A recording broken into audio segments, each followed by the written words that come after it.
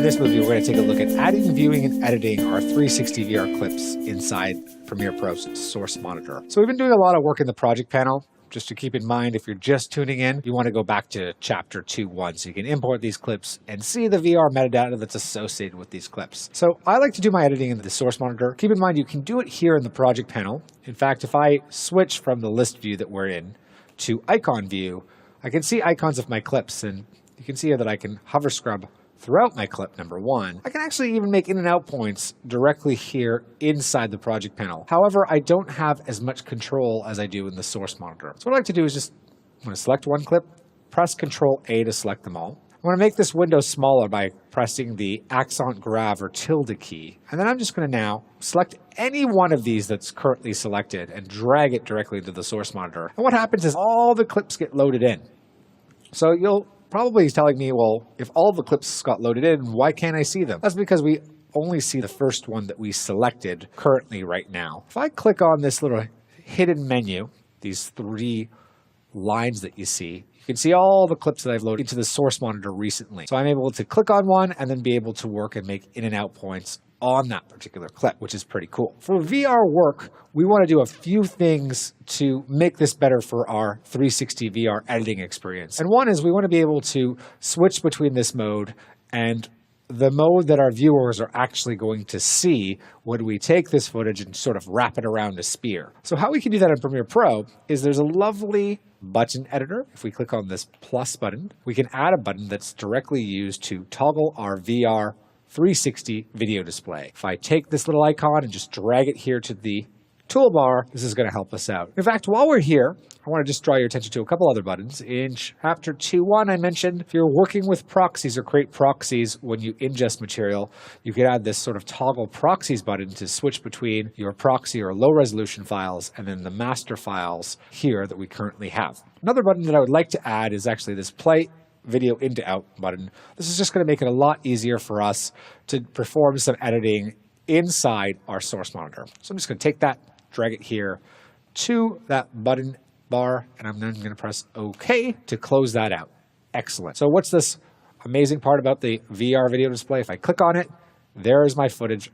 Now I can click with my mouse here and sort of navigate through it. And by default, I also get these sort of scrollers here to the left and right, to kind of rotate around my video image and also move up and down in between the 2 poles. One thing I find is that this takes up a lot of real estate, these rotation controls. And one thing you can do is if you go to your settings menu, you'll see a bunch of VR video settings. And one thing you can do is just hide these controls. And if you're okay with just using your mouse to navigate around the scene, you get a lot more video image and less of your real estate being taken up. We can also resize these windows. If I just sort of drag down, make my project panel a lot smaller, now I can see this video image nice and large. Let me just now click off this to go back to my equi-rectangular view. So in Premiere Pro, a lot of people press the space bar to play back your clip, which is pretty easy to do. You press the space bar, we're able to see our clip. We can press the space bar to stop again. A quick trick to go back to the beginning of the clip is to press the home key on an extended keyboard or function left arrow on a Mac or a PC. Just brings us right back to the beginning. We could simply also just drag that playhead. I don't like using the space bar. There's a much more effective way to do this and to actually use this exact same, these keyboard controls in various editing systems, and that is your JKL keys. So press L, that's going to play forward. If you press L again, it's going to play at double the speed, and K is going to stop. Now press J, you can play backwards. J again, double the speed, K to stop. Try pressing K and L together and notice that you're playing in slow motion. Once I release, I go back to regular speed, K to stop. Press down K and J, you play back in slow motion in reverse. I release. I can then press J to play backwards. So you've got those 3 shortcuts, J, K, L, to play through your clip.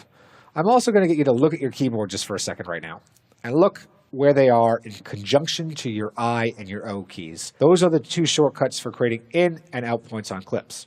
Pretty close. So essentially you could make in and out point decisions as well as play around your clip or play through your clip using these shortcut keys to maximize editing efficiency. So I'm just going to press L to play forward. I'm actually going to press I to make an in point right now, followed by O to make an out point. And one thing I can see, and your timing is going to be different, but this clip is actually 4 seconds and 6 frames in length. And if I wanted to play it from in to out, because I added that button bar, play in to out, I'm going to click it, and I can play from the in point of my clip to the out point of my clip to know exactly what I selected. The shortcut key on the PC is a little bit different than the Mac, but if you hold down Shift Control Spacebar, it will play from in to out for you. I believe on a Mac that's Option K. If for some reason I'm a liar, you can go to the edit menu and actually go to your keyboard shortcuts. And what I love about this is that, first of all, it gives you a visual layout of all the various shortcut keys I've called out. On top of that, you can do a search for something like play in to out. And I can see here, oh, look at that. Control Shift Spacebar allows me to play from the in point to the out point of my clip. I can also find out a bunch of other shortcuts that can be very helpful for me in my editing workflow. I'm going to press OK just to get out of here. So I've got these in and out points on the clip. A couple other shortcuts that you should know. Your left and right arrow keys are going to allow you to move frame by frame through your clip. So if you needed to get more precise for any reason, let's just say there's a lens flare directly at this point, I could then remark an out point by simply pressing O, and the out point's going to move to that location. And don't forget, you can press this play from in to out button to see that editing decision that you've made. We've gone over JKL. We've brought in a ton of clips into our source monitor. One final thing, it's really easy to move between each of our clips or the recent clips we've loaded in rather than clicking on here by pressing a handy shortcut key, and that is Shift 2. Shift 2 is going to allow us to cycle between each of the clips that are loaded into the source monitor. So you can press C right now, I'm pressing Shift 2, followed by Shift 2, and the Shift key is just very handy in general. In fact, Shift 1 selects my program monitor, which we just used. Shift 2, as you know, selects the source monitor and allows you to cycle through the recent clips in the source monitor. Shift 3 is going to go to our timeline. So we're going to create our sequence in the next movie.